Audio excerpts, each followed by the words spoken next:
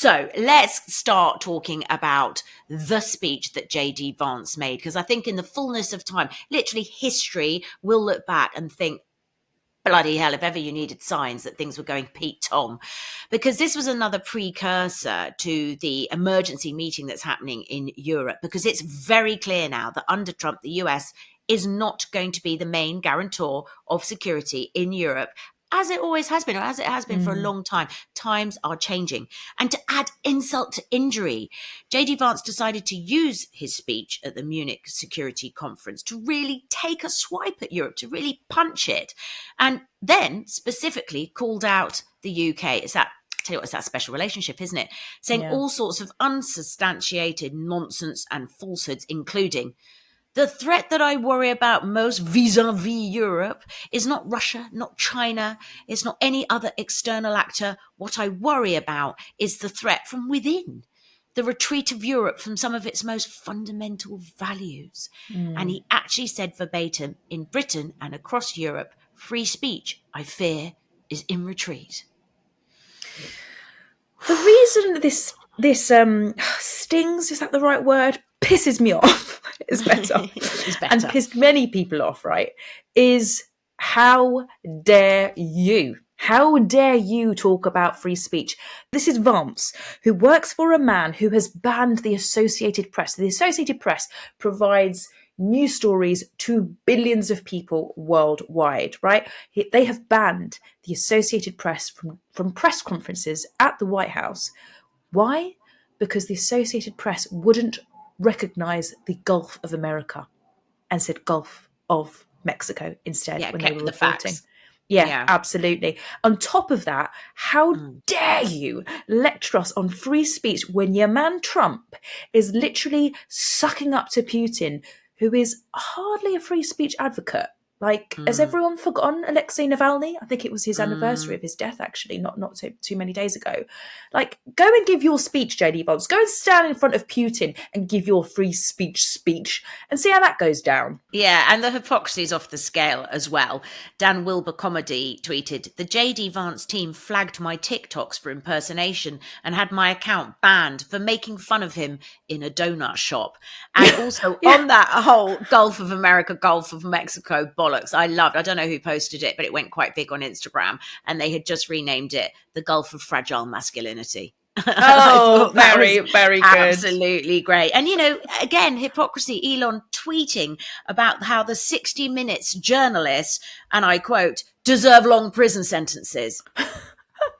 And also, Vance is vice president to a man who helped encourage the storming of the Capitol because he didn't like the result of a free and fair election. Go fuck yourself, Vance. You are talking out of your ass. Also, again, have we forgotten Vance? Literally, there's a recording of him saying, I'm a never Trump man. Recalled Trump, America's Hitler. Piss off into the sun. I don't want to hear from you. Piss off into the rain, even worse. Oh, exactly, yes. Piss off into one of our lovely towns on a rainy day and sit in a service station and have a long, hard think about yourself. in a little chef. And when you've had your chips and beans, I hope the toilets run out of horrible, hard tracing paper loo roll. To add insult to injury.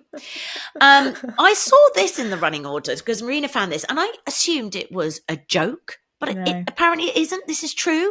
Okay, so talking of censorship, what would be the first thing that you would think you absolutely need to ban because it's going to warp people's minds? A children's book by Julianne Moore, the actress, who has red hair, a very beautiful lady, and she wrote a book called Freckle-Faced Strawberry, which is about a little girl who dislikes her freckles, but everybody eventually learns to live with them when she realizes she's different, just like everybody else. So quite cute, really.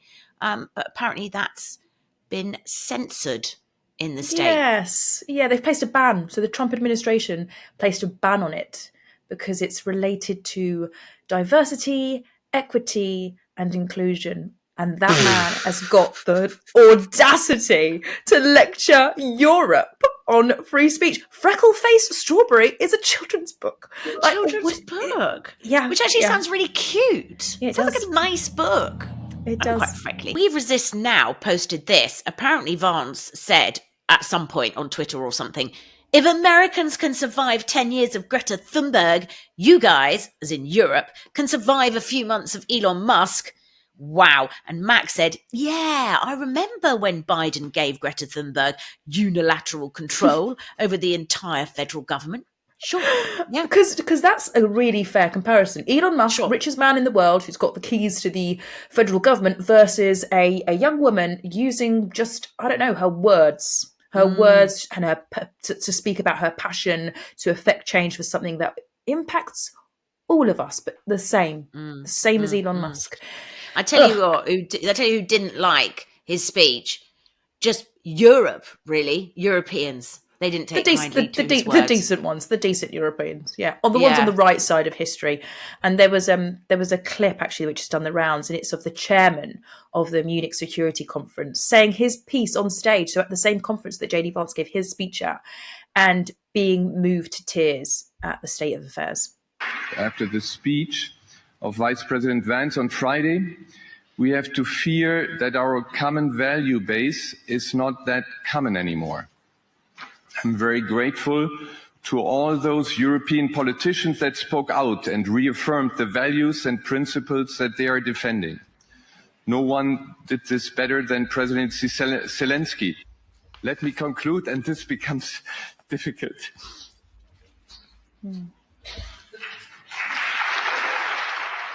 It's just also worth adding that the chairman, I think he was retiring. So it was also his last speech, as I understand it. So that would have contributed, I'm sure, to the emotion. But there's no getting away from the fact that this is a new dawn for Europe. We are needing now to understand and recognise that the US is alienating Europe, its long-standing ally, in favour of failed state Putin. Yeah. Absolutely. Julie Mosquedo said JD Vance's lecture in Europe basically convinced every country to quietly create a new secret group chat without the US. And Covey_93 said, on a serious note, though, someone should have told Hegseth and Vance that when they're in Europe, they're talking to intelligent people, not MAGA politicians, MAGA base, or Fox News viewers.